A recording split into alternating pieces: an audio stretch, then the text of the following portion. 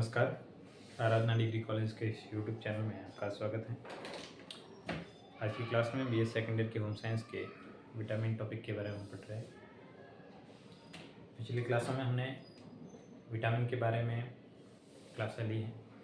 उसके अंदर विटामिन के प्रकार पढ़े हैं, जो fat soluble and water soluble vitamin क्या होते हैं। फैट सॉल्युबल विटामिन हमने पढ़ लिए थे, जिसके अंदर ए, डी और ई और के थे। वाटर सॉल्युबल विटामिन हमने विटामिन बी कॉम्प्लेक्स शुरू किया है, जिसके अंदर हमने थायमिन और विटामिन जिसको हम B1, B2 और आज राइबोफ्लेविन भी B2 होता है, और आज हम विटामिन B3 के बारे में पढ़ेंगे। तो विटामिन B3 है, जिसको अपन नियासिन भी कहते हैं या निकोटिनिक अम्ल भी कहते हैं। IUPAC के अकॉर्डिंग ये नाम रखा गया है, पहले इसको नियासिन बोला जाता था। तो क्या है इसकी हिस्ट्री, किसने पढ़ा इनको, अगर ये नहीं हो तो कौन सा डिजीज़ कर सकता है, इनके प्राप्ति की सोर्स क्या है, इनकी विशेषता क्या है, सारी बातें आज हम पढ़ेंगे। तो ये जो विटामिन B3 है, इसको पेलाग्रा निरोधक विटामिन कहते हैं। पेलाग्रा एक तरह का मेंटल एंड स्किन डिसऑर्डर है, जो विटामिन B3 की कमी से होता है। तो सर्वप्रथम कैसल नामक के एक वैज्ञानिक थे 1725 के अंदर। उन्होंने पेलाग्रा नामक के जो रोग हैं उनको एक्सपोज किया सर्वप्रथम कि इस प्रकार का भी कोई रोग होता है। दूसरा, यहाँ पर एक साइंटिस्ट है जिसका नाम है फ्रेबोली। तो फ्रेबोली ने इस पेलाग्रा को नाम को एक्सप्लेन किया है। उन्होंने बोला कि ये जो पेलाग्रा बना है वो दो शब्द से बना है, एक होता है पेले, दूसरा होता है अग्रा। पेले का मतलब होता है रफ, खुरदरी कोई चीज होती है उसको पेले बोलते हैं, और अग्रा का मतलब होता है स्किन, त्वचा। इसका मतलब इसके अंदर जो स्किन की त्वचा होती है खुरदरी हो जाती है, इसलिए इसको पेलाग्रा डिजीज बोला गया है। तो अगर इसके बात करें हम इसकी हिस्ट्री की, तो सर्वप्रथम गोल्डबर्गर नामक के वैज्ञानिक थे। तो उन्होंने देखा कि अमेरिका के अंदर क्या होता था कि कुछ फार्मर्स होते थे, कुछ लोग होते थे जो मक्के की खेती करते थे। तो उन्होंने देखा कि उनके अंदर पेलाग्रा डिजीज है वो ज़्यादा मात्रा में होने लगा है। तो सर्वप्रथम तो वे मानते थे कि ये जो पेलाग्रा डिजीज है ये मक्का के अंदर पाए जाने वाले किसी बैक्टीरिया या वायरस या किसी पदार्थ के कारण होता है।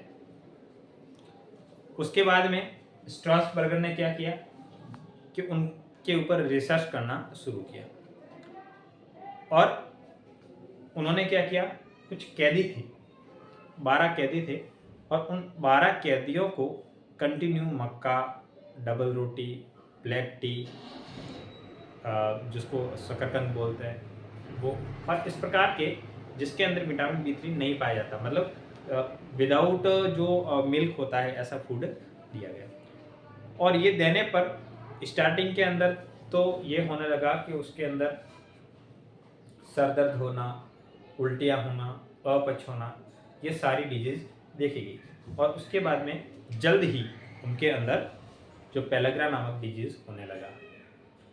उसी प्रकार उन्होंने कुत्तों के ऊपर भी रिसर्च किया, और उनको वही जो विटामिन B3 के अलावा जो भोजन दिया गया, उन्होंने देखा कि उनकी जीभ है वो काली पड़ जाती है। तो यहाँ पर उन्होंने देखा कि यहाँ पर जो डिजीज होता है वो किसी विटामिन के कारण होता है, क्योंकि यहाँ पर मक्के का आहार दिया गया था पर वहाँ पे डिजीज फ्री था। तो पहले ये अनुमान लगाया जा रहा था कोई बैक्टीरिया है या वायरल डिजीज है, परंतु बाद में गोल्डबर्गर ने क्या किया, रिसर्च के द्वारा ये प्रूव किया कि ये कोई बैक्टीरिया जनित या वायरस जनित कोई रोग नहीं है। ये जो रोग होने वाला है ये एक तरीके का जो विटामिन की कमी से होने वाला रोग है। उसके बाद में एक साइंटिस्ट आए एल्वेजम, और उन्होंने एल्वेजम ने इनका नाम नियासिन रखा, निकोटीन रखा। ठीक है। उन पदार्थ का नाम निकोटिन रखा तथा उनको निकोटिन के अम्ल के रूप में इनको क्या किया, विलगित किया या आइसोलेट किया। उसके बाद में काउगिल थे, काउगिल ने बोला कि तंबाकू के अंदर भी निकोटिन पाया जाता है और यहाँ भी हम निकोटिक जो एसिड है वो पढ़ते हैं, तो इन दोनों के अंदर कंफ्यूज हो जाएगा, इसलिए इसका नाम जो है वो नियासिन रखा जाए। तो इनके कहने पर इनका नाम नियासिन रखा है। और उसके बाद में आईयूपीएसी के अकॉर्डिंग जो नाम है वो निकोटिनिक अम्ल रखा गया, जिसको निकोटिमाइड भी बोलते हैं। अब इनका रासायनिक संगठन या विशेषताएं क्या है? ठंडे जल में कम घुलनशील होते हैं, परंतु गर्म जल के अंदर, मतलब अगर नॉर्मल जो कोल्ड वाटर है उसके अंदर ये घुलनशील है वो कम होते हैं, परंतु अगर बात करें इनके घुलनशीलता की, जैसे टेम्परेचर बढ़ेगा तो इसकी घुलनशीलता के अंदर भी क्या होती है, वृद्धि होती। दूसरा क्या है, कलर इनका सफेद रंग है और क्रिस्टलीय पदार्थ है, सफेद रंग का क्रिस्टलीय पदार्थ है और क्षार के हाइड्रोक्साइड तथा कार्बोनेट के साथ मिलकर ये लवण बनाता है। जो बेस होता है उसके हाइड्रोक्साइड और उनके जो कार्बोनेट होते हैं उनके साथ एसोसिएट होकर उनके साथ घुलकर ये क्या बनाता है, सॉल्ट बनाता है, लवण बनाता है। दूसरा, अम्ल के ऊपर इसका किसी भी तरह का प्रभाव नहीं रहता है, मतलब स्थिर रहता है। क्षार के प्रति भी ये स्थिर रहता है, ताप एवं वायु के प्रति भी क्या रहता है, स्थिर रहता है। टेम्परेचर की बात करेंगे, अगर 120 डिग्री टेम्परेचर है, अगर 120 डिग्री टेम्परेचर है तो भी ये इनकी ये जो है वो नष्ट नहीं होते हैं, ये अपनी क्रियाएं चालू रखते हैं। तो कार्य क्या है, कार्बोज तथा वसा तथा प्रोटीन के मेटाबॉलिज्म के अंदर इसका कार्य होता है। जैसे एक शब्द होते हैं NAD और NADPH, NADN NADH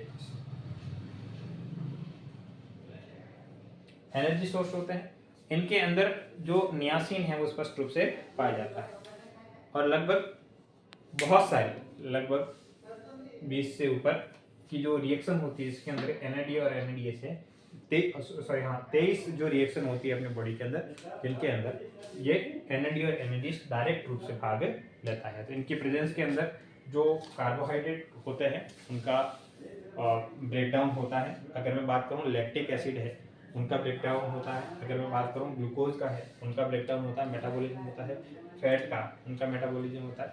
तो सारे के सारे, जैसे अल्कोहल होता है उसको एल्डिहाइड के अंदर ये कन्वर्ट करता है, तो ये, और अगर मैं लैक्टिक एसिड की बात करूँ तो उसको पाइरुविक एसिड के अंदर कन्वर्ट करता है। अगर मैं बात करूँ मैलिक एसिड की तो उसको ऑक्सिलो एसिटिक एसिड के अंदर कन्वर्ट करता है। तो ये सारे कन्वर्जन का काम है वो NAD और NADH करता है। और ये जो सोर्स होते हैं क्योंकि निकोटिक एसिड के अंदर होते हैं। तो ये पहला काम है। दूसरा काम है इसका नाड़ी संस्थान को स्वस्थ रखें, मतलब ये जो एनर्जी सोर्स होते हैं ये काम करेंगे तभी अपनी क्या करेगी, नर्व सिस्टम काम करेंगे, और नर्व सिस्टम अपनी कंप्लीट बॉडी को क्या करती है, बैलेंस करती है। ठीक है, तो नर्वस सिस्टम है और अपनी जो नर्व सिस्टम है, नाड़ी संस्थान है, वो भी क्या करते हैं, उनको भी स्वस्थ बना, क्योंकि नर्व की बात कर रहा हूँ मैंने नर्वस बोल दिया, तंत्रिका की बात नहीं कर रहा हूँ मैं। नाड़ी संस्थान के अंदर क्या होता है कि कंप्लीट जो नर्व होती है उसके अंदर क्या होता है, माइलिन शीथ होती है, और उन माइलिन शीथ का जो मेंटेनेंस है वो करने का काम जो है वो कौन करता है, विटामिन B3 करता है। दूसरा, शारीरिक वृद्धि के अंदर काफ़ी हद तक देखा गया है, कंप्लीट तो नहीं कह सकते पर काफ़ी हद तक देखा गया है कि विटामिन B3 की प्रेजेंस के अंदर जो सेल डिवीजन है उसकी रेट के अंदर क्या होता है, इजाफा होता है, इंक्रीमेंट होता है, और उसके आधार पर हम ये कह सकते हैं कि शारीरिक वृद्धि के अंदर भी क्या होता है, सहायक होता है।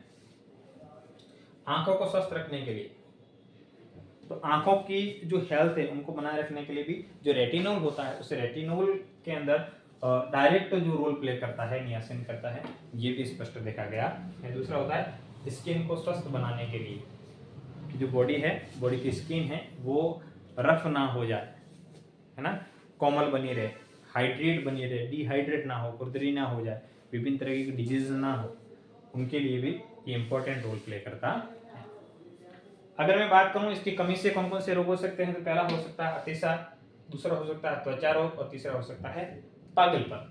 तो पहला अतिसार का मतलब होता है डायरिया, अपच, जिसके कारण बार बार जो है मल त्याग करना पड़ता है, क्योंकि विभिन्न तरीके के जो इसके अंदर NAD होते हैं, मेटाबॉलिक रिएक्शन होती है। तो भोजन आप ग्रहण कर रहे हो परंतु उसका डाइजेशन नहीं होता। डाइजेशन नहीं होने के कारण आपकी बॉडी के अंदर पीएच की मात्रा बढ़ जाती है, ठीक है, जिसके कारण आपको एसिडिटी होती है, उल्टियाँ होने लगती हैं और कंटिन्यू आपका जो यहाँ पर पाचन तंत्र है वो क्या हो जाता है, कमजोर हो जाता है, जिसके कारण आपको कंटिन्यू उल्टियाँ होना, बार बार मल त्याग की इच्छा होना, ये सारी के सारी है वो इनके लक्षण, अतिसार के लक्षण होते हैं।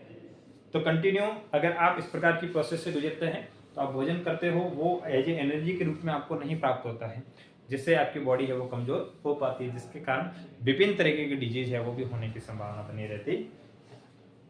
दूसरा, त्वचा का रोग, जैसे मैंने बताया है कि इनकी कमी के कारण त्वचा है वो रूखी हो जाती है, तो त्वचा का रोग भी हो जाता है।